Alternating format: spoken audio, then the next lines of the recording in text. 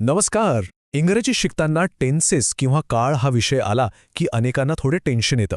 असं वाटतं की हे काहीतरी खूप अवघड आहे, 12 वेगवेगळे नियम आहेत. पण खरं सांगू, हा नियमांचा गुंतागुंत नाहीये. उलट ही एक अतिशय सोपी आणि लॉजिकल सिस्टम आहे. आजच्या भागात आपण हाच कोड क्रॅक करणार आहोत. चला तर मग सुरुवात करूया. हा प्रश्न आपल्या सगळ्यांनाच कधी ना कधी पडतो, बरोबर ना? की एकाच क्रियेबद्दल सांगायला इतके वेगवेगळे प्रकार का वापरायचे? म्हणजे मी खेळतो, मी खेळत आहे किंवा मी खेळलो आहे. या सगळ्या वाक्यांमध्ये नेमका काय फरक आहे? हाच गोंधळ आज आपण कायमचा दूर करणार आहोत. तर हे सगळं कोडं सोडवण्याची पहिली आणि सगळ्यात महत्त्वाची पायरी म्हणजे टाईम आणि टेन्स या दोन शब्दांमधला फरक समजून घेणं. हे दोन्ही शब्द ऐकायला जरी सारखे वाटले तरी व्याकरणात त्यांचे अर्थ पूर्णपणे वेगवेगळे आहेत.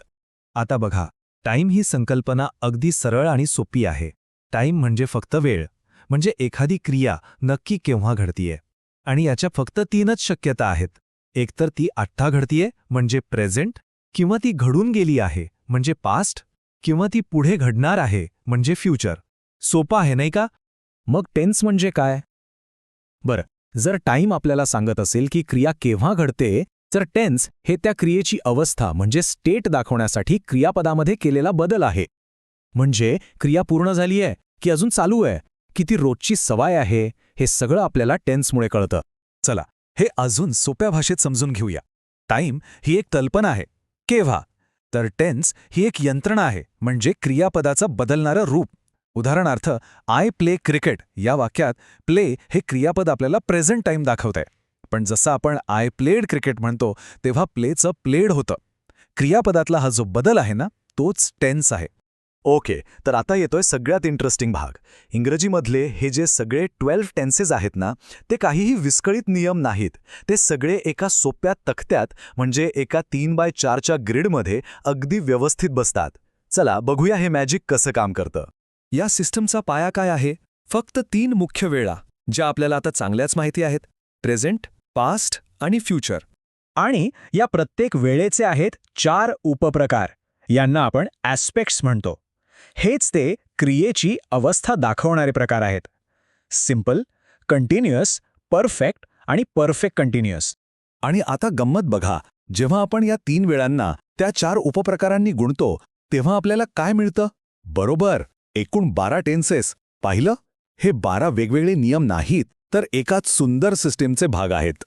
आणि हे बघा, हे आहे ते आपलं मॅजिक मॅट्रिक्स. संपूर्ण सिस्टम एकाच ठिकाणी. हे 12 विखुरलेले नियम अजिबात नाहीत. ही एक तर्कशुद्ध लॉजिकल रचना आहे.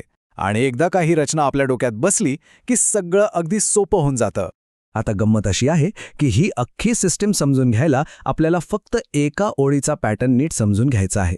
आपण उदाहरणासाठी प्रेझेंट टेन्सची ओळ घेऊया आणि बघूया की त्याचे ते 4 उपप्रकार नक्की कसे काम करतात. सगळ्यात पहिला, सिंपल. ह्याचं नावच सांगतंय, हे एकदम सिंपल आहे. हे सहसा आपल्या रोजच्या सवयी किंवा न बदलणारी सत्य सांगण्यासाठी वापरलं जातं. जसं की सूर्य पूर्वेला उगवतो. ही एक वस्तुस्थिती आहे जी कधी बदलत नाही. पुढचा प्रकार कंटिन्युअस.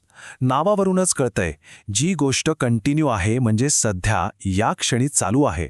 जसं की ती स्वयंपाक करत आहे, म्हणजे आता तिची स्वयंपाक करण्याची क्रिया सुरू आहे. तिसरा प्रकार आहे परफेक्ट. हा भूतकाळात नुकत्याच पूर्ण झालेल्या क्रियेला वर्तमानाशी जोडतो. म्हणजे क्रिया जरी पूर्ण झाली असली तरी तिचा परिणाम अजूनही जाणवतोय. उदाहरणार्थ, मी माझं काम पूर्ण केलं आहे याचा अर्थ काय? की आता मी मोकळा आहे. आणि शेवटचा प्रकार परफेक्ट कंटिन्युअस.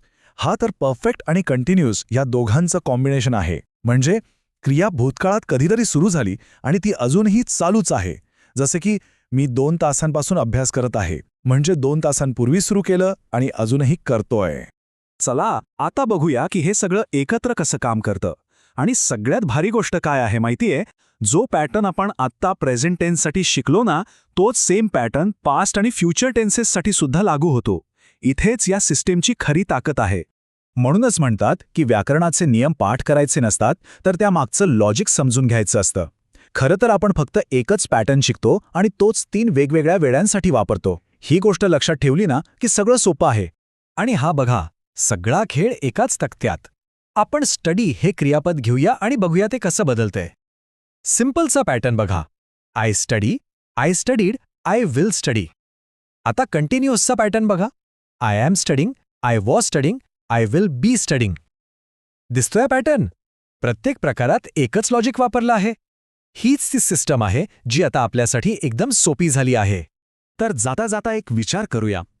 जर व्याकरण, जो इतका किचकट आणि गुंतागुंतीचा विषय वाटतो, तो खरं तर एका सुंदर आणि सोप्या सिस्टमने बनला असेल, तर आपल्या आयुष्यात, आपल्या जगात अशा आणखी कित्येक तरी गोष्टी असतील ज्या वरून खूप गुंतागुंतीच्या वाटतात, पण आतून त्या एका सोप्या लॉजिकने चालत असतील. विचार करण्यासारखी गोष्ट आहे, नाही का?